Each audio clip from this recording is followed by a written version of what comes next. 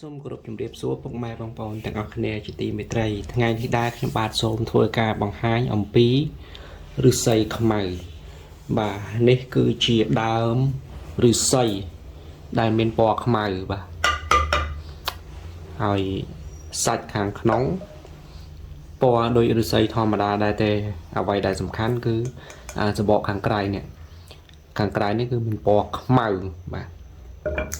មានតពាំងមានស្លឹកអីធម្មតាពណ៌បៃតងដូចស្លឹកអាស័យធម្មតាដែរប៉ុន្តែ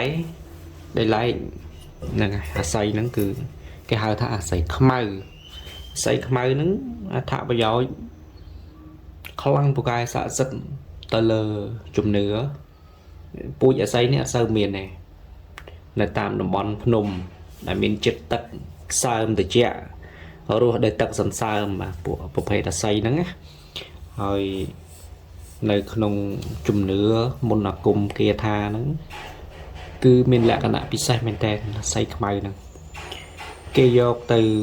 ធ្វើជាមងសាក់គេថាមងឫស្សីមងឫស្សីហ្នឹងគឺដំបងបាទដំបងបំណងអាស័យគេកាត់ប្រវែងមកចំហខ្លួនមនុស្សមកធ្វើអញ្ចើមជើងសក់ធ្វើជាដបងបាទដបងទុកកំចាត់ខ្មោចព្រាយវិសាចបណ្ដេញអមនុស្សអាហ្នឹងគេល្បីថាត្រាំងដេញខ្មោចវាខ្លាចប៉ុន្តែនេះអាស័យខ្មៅនេះខ្លាំងជាងត្រាំងទៅទៀតខ្លាំងជាងត្រាំងនឹងទៅទៀតនិយាយអាស័យខ្មៅហ្នឹងគឺបណ្ដេញវិញ្ញាណ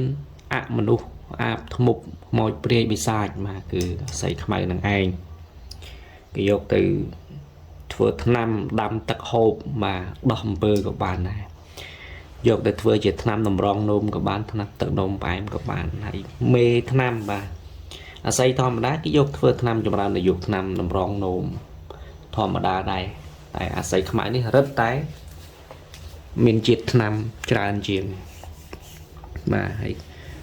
ខ្មៅស្រិលអត់មានលាបអីទេណាគឺពូជវាអញ្ចឹងដាំដោះមកគឺដោះដោយធម្មជាតិអានេះមិនមែនអាស័យដាំទេនេះអាស័យដោះធម្មជាតិនៅលើភ្នំអរ៉ាល់បាទរកបាននៅភ្នំអរ៉ាល់ហើយមិនមែនកន្លែងកំសាន្តធម្មតាទេអានេះគឺចុះលុកព្រៃទៅច្រើនកពូលទៀតណាបានទៅដល់តំបន់នេះឆ្ងាយដាច់ស្រយាលហើយបានកាប់មក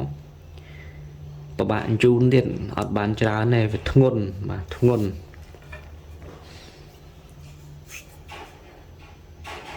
ហើយប្រសិទ្ធភាពមិនត្រឹមតែប្រើនៅថាបណ្ដេញអមនុស្សខ្មោចព្រាយវិសាចហ្នឹងទេគេយកទៅប្រើ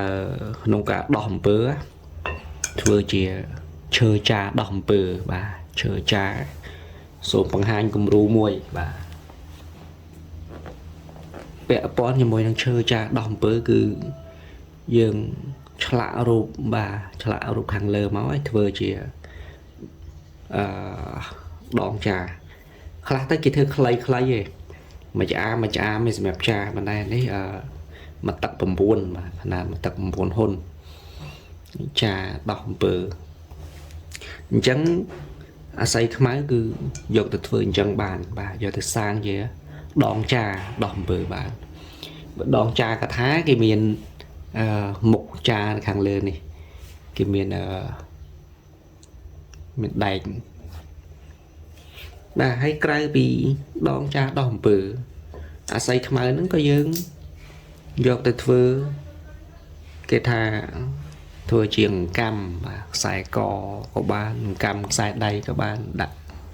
រួមគ្នាទៅឬមួយក៏ឆ្លាក់ជារូបព្រះឆ្លាក់ជារូបលោកតាឥសីដើម្បីគោរពថែរក្សាព្រោះជំនឿទៅលើអាស័យខ្មៅហ្នឹងឫស្សីហ្នឹងមានឫទ្ធិដំកើងឫទ្ធិបុណ្យបារមីដល់លោកគ្រូអ្នកគ្រូដែលចម្រើនវិជ្ជាផ្នែកខាងវេទមន្តអាគមគាថាបាទគឺចម្រើនលើកឫស្សីដំកើងឫទ្ធិឲ្យយើងមានឫទ្ធិកាន់តែខ្លាំងបាទបានធ្វើមងស័ក្តិកាន់តែប្រកែស័ក្តិសិទ្ធិបាទនិយាយទៅបានច្រើនយ៉ាងការពារផងដំកើងឫទ្ធិលើករាសីផងបាទ ហើយការរៀនមុនវិជាគេប្រាថ្នាចង់បានណាដែលឲ្យខ្លួនយើងហ្នឹងមានរិទ្ធិអំណាចមានដៃជះកាន់តែខ្លាំងអំណាចនៃមន្តអាគមគេថានៅពេលដែលយើងសូត្រសែកមកគឺខ្លាំងប្រកែជាងសពដងណាមួយវិញទៀតបាទអាស័យខ្មៅនេះយកទៅធ្វើជាដងរែកហើយដងរែកហ្នឹងមិនមែនយកទៅរែកអីវ៉ាន់លីសែងអីទេធ្វើជាដងរែកធ្វើតំណាងណាដាក់នៅលើក្បាលដំណេកបាទដាក់នៅលើក្បាលដំណេកដងរែកដាក់លើក្បាលដំណេកមានអាសន្នអន់ក្រអីគេមកតាមផ្ដន់ទាអីគេរកអត់ឃើញទេបាទគេរកអត់ឃើញទេបំបាំងខាងវិជាបំបាំងប្រការណាស់មួយទៀតយកទៅធ្វើជាប៉ុន្តែគ្រាន់តែរូបតំណាងឯងកុំយកទៅធ្វើជារបស់បបាញ់ប៉ះពាល់ដល់អាយុជីវិតបាទគឺយកទៅធ្វើជាធ្នូក្របព្រួញបាទសម្រាប់ការពារផ្ទះការពារខ្លួនហើយធ្នូដែលសាងពីអាស័យខ្មៅហ្នឹងគឺមានមហិទ្ធិឫទ្ធិខ្លាំងប្រកែបើនិយាយពីសម័យសង្គ្រាមវិញគឺអាចយកទៅទម្លុះសិលសត្រូវបានណាសត្រូវដែលចេះ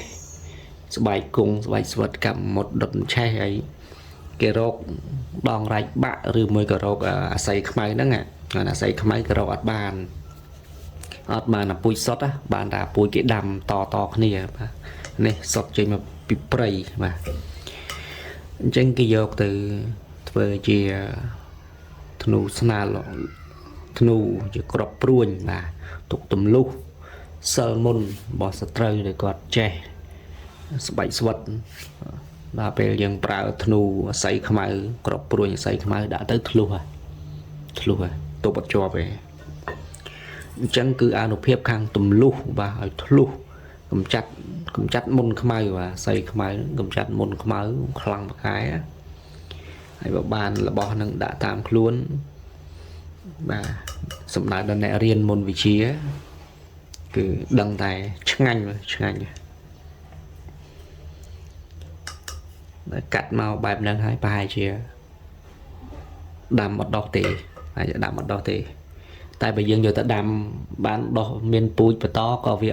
លែងសុតដែរបាទព្រោះនេះវាសុតតែទឹកទី1ទឹកទី1យើងកាប់មកផ្ទាល់អញ្ចឹងអាហ្នឹងមានអានុភាពខ្ពស់ហើយបើយើងដាំដោះបន្តអាហ្នឹងអស់រិទ្ធខ្លះហើយដូចល្មៀតសដូចបល័យខ្មៅអញ្ចឹងរបស់ដែលគេល្បីខ្លាំងប្រកែហ្នឹងមិនដែលយកដាំតគ្នាទៅយើងគិតថាបានពូជបាទបានពូជវាបានហើយប៉ុន្តែវាអត់បានប្រសិទ្ធភាពអញ្ចឹងវាមកតែលំនាំដល់ពេលប្រសិទ្ធភាពវាបាត់បង់ហើយឫស្សីខ្មៅថ្វីត្បិតតែពិបាករកប៉ុន្តែមិនមែនកម្រដល់ថ្នាក់ដាច់ពូជទេនៅតាមតំបន់ភ្នំបាទតំបន់ភ្នំដែលមានជាតិទឹកត្រជាក់កុំឲ្យភ្នំនឹងសុទ្ធតែថ្មអានឹងវាអត់ដោះទេអត់ដោះប្រភេទឫស្សីពណ៌ខ្មៅហ្នឹងទេព្រោះថានេះរស់ដោយសារសន្សើមណាត្រជាក់ដីនឹងសើមដោយទឹកសន្សើមរហូតចឹងអាស័យហ្នឹងគឺអាចដោះរស់នៅបាទអត់ងាយផុតពូជទេអញ្ចឹងវីដេអូរបស់ខ្ញុំស្ដីអំពីឫស្សីខ្មៅចប់តែប៉ុណ្ណេះបាទសូមអរគុណច្រើនពុកម៉ែបងប្អូនទាំងអស់គ្នាដែលបានតាមដានបាទសូមអរគុណ